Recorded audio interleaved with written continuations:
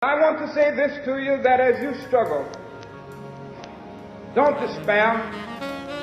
Realize that whenever you stand up for right and righteousness, whenever you stand up for truth, whenever you stand up for goodness, you will be persecuted, but don't despair. Sometimes it might mean going to jail, but in the case being to fill up the jail, I had to go to jail. It might even mean physical death. The physical death is the price that some must pay to free their children from a life of permanent psychological death. Then nothing could be more honorable. Don't worry about the persecutions, America. You're going to have that if you stand up for truth. And we have come here because we share a common concern for the moral health of our nation. We have come because our eyes have seen through the superficial glory and glitter of our society and observed the coming of judgment. Like the prophet of old, we have read the handwriting on the wall. We have seen our nation weighed in the balance of history and found wanting.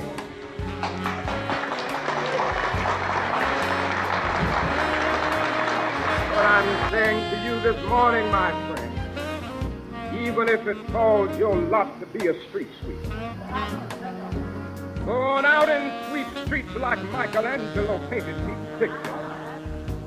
Sweep streets like Handel and Beethoven composed music. Sweep streets like Shakespeare wrote poetry.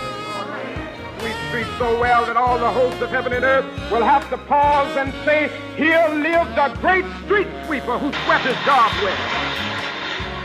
Don't let anybody take your manhood. Be proud of our heritage. As somebody said earlier tonight, we don't have anything to be ashamed of. Somebody told a lie one day. They couched it in language. They made everything black, ugly, and evil. Look in your dictionary and see the synonyms of the word black. It's always something degrading and low and sinister. Look at the word white, it's always something pure.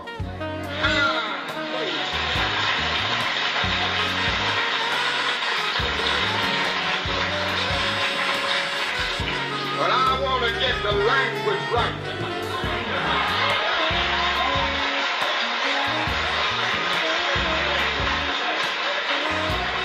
I want to get the language so right that everybody here will proud. Yes, I'm black, I'm proud of it, I'm black and beautiful. All we say to America is be true to what you said on paper.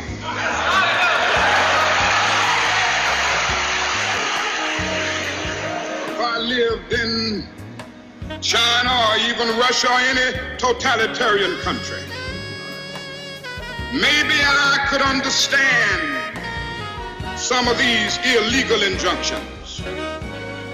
Maybe I could understand the denial of certain basic First Amendment privileges because they haven't committed themselves to that over there.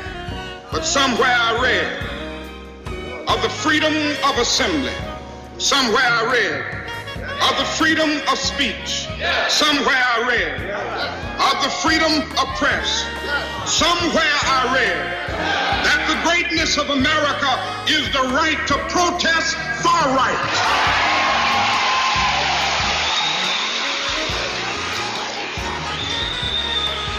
And so just as I say we aren't going to let any dogs or water hoses turn us around, we aren't going to let any injunction turn us around.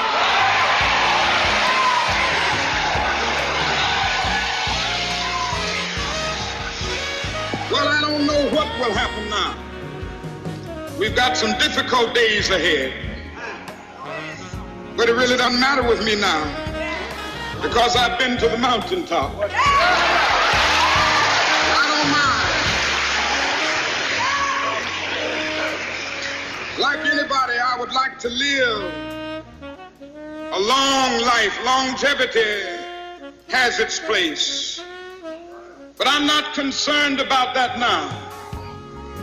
I just want to do God's will. And He's allowed me to go up to the mountain. And I've looked over and I've seen the promised land. I may not get there with you, but I want you to know tonight that we as a people will get to the promised land.